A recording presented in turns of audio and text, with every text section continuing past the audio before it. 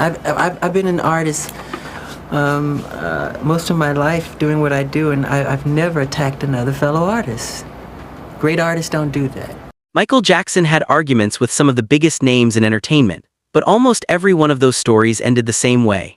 The people who challenged him either became his friends, apologized, or watched Michael quietly come out on top. One of the strangest stories involved Mike Tyson.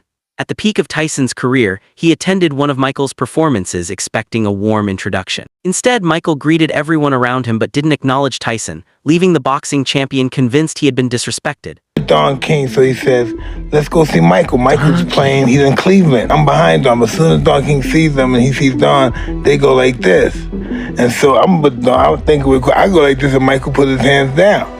I said, no, I'm conscious about that because I'm insecure. No, he didn't do that to me. Everybody loves me. He didn't do that to me. The awkwardness didn't end there. Backstage, Tyson walked over to introduce himself, but Michael simply looked at him and asked, Stage. And Michael's sitting over there by the door, open door, waiting for a car to come pick him up, I believe. Everybody's going nuts about me because I beat Spinks, and it was crazy back then. And I said, let me go say hi to Michael because he's getting ready to leave. And I go up to Michael, I get close. Hey, where do I know you from? Look familiar to me. That's what you said to Mike? That's what he said to me. Oh. You look familiar. Where do I know you from? I like that. I said, oh, that was beautiful, sir. I just left. Oh, man. So I did this, right? So I said, Michael Jackson, I hate this nigga.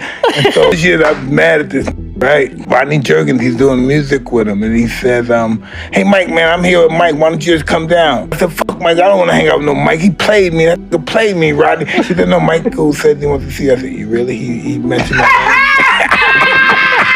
Mentioned my name. He said, I want to see Mike. He said, yeah. I said, okay, I'm coming. No, when I met him at his house, then I learned to respect him. I knew he was a player. After creating some of Michael's biggest albums like Thriller, Bad, and Off the Wall, Michael and producer Quincy Jones had one of the most successful partnerships in music history. But years later, their relationship became complicated when Quincy made critical comments about Michael's songwriting and production choices. Oh, yes? This is Quincy. Can I call you by the name we usually talk to each other by? Yes, if you want. Okay. I'm scared. Smelly. What you say? He said I'm scared. Smelly. Okay. Now, That's very affectionate because Michael does not use any profanity, ever. Yeah. Right, Smelly? No, and so when it got good, we said, that's funky. He said, don't say that. It's smelly jelly, you know? Another celebrity who eventually changed his opinion was Eminem. During the early allegations against Michael, Eminem released Just Lose It, mocking him throughout the music video. The joke that hurt Michael the most was making fun of the Pepsi accident where his hair caught fire. When asked about it on television, Michael stayed remarkably calm. He admitted the video was painful to watch before adding, great artists don't attack other artists. How that hurt you and how you're feeling about it now? I've never met Mr. Eminem, and to have him, I've always admired him, and to have him do something like that was pretty painful as an artist to another artist. He should be ashamed of himself, what he's doing.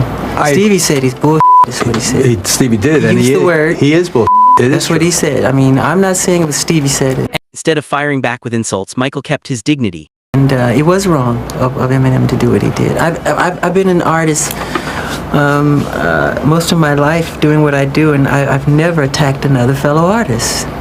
Great artists don't do that. Years later, Eminem completely changed his stance, saying the video wasn't meant as a personal attack. That wasn't intentional, but I'm just happy that Michael Jackson is hurting me. You know, the personal things, you know, that was not planned. It was making no personal judgment on Michael Jackson. It was not, you know what I'm saying? Like, it was completely meant to be all in. But Michael had already gotten the final laugh. He eventually owned the publishing company that controlled Eminem's music catalog. During Michael's later career, he publicly criticized Sony music executive Tommy Mottola, accusing him of unfair treatment toward artists. The disagreement became one of Michael's biggest industry battles. Sony, being the artist that I am at Sony, I've generated several $1 billion for Sony, several billion, and they really thought that my mind is always on music and dancing, and it usually is, but they never thought that this performer, myself, would outthink them. So we can't let them get away with what they're trying to do, because now I'm a free agent.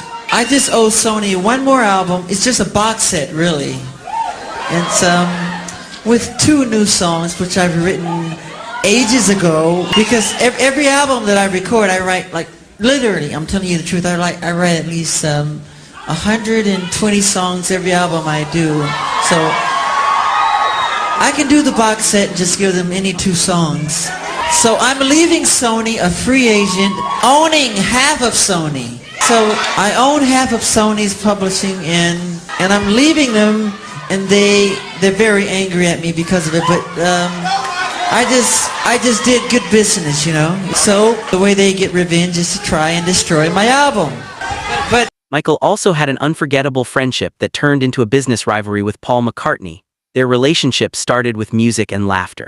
You know, talked to me, and I said, "Who's this?" You know, kind of guarding my privacy, private number. I said, "Who's this?" "It's Michael." I said, "Michael who?" Because I thought it was, you know, a little bit sort of dodgy. But anyway, he said Michael Jackson. He said, "You want to make some hits?"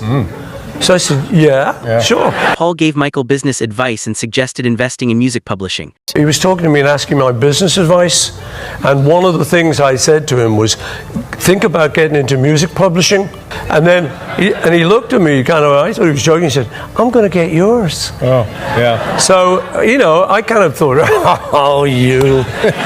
But it turned out to be true. I don't like is that I've actually written to him a couple of times. You wrote him a couple of letters? Wrote him a couple of letters saying, "Michael, don't you think after, like, even if I was just a writer on the payroll, after 30 years of being reasonably successful for this company you now own, don't you think I could have a raise?" Yeah. And, you know, he said, "Oh, well, that's just business." I said, yeah. And we've never talked about it. He won't even answer my letters. Oh my so, you God. know what? If we haven't got that great a relationship. Then there was Prince, whose so-called rivalry with Michael became legendary. Everything started at a James Brown concert when Michael surprised the audience by joining James on stage before asking him to bring Prince out as well. Because he just insisted that I introduce Prince. Who's here? Prince! Prince's performance quickly turned chaotic after he lost his balance and fell into the crowd. According to people who were there, Prince believed he had been set up. Later, during another event, Prince walked over and played his bass inches away from Michael's face. And finally, one of Michael's funniest moments came with Muhammad Ali. Say, Jim, you think I could ever float like a butterfly? Bam. Well, Sting like a bee? well, you got the butterfly part down, Brother Michael, and you sing real sweet to complete the cycle. But before you can sting people out of their wits, you gotta put on some meat and keep on eating your grits. Man, you cold, man.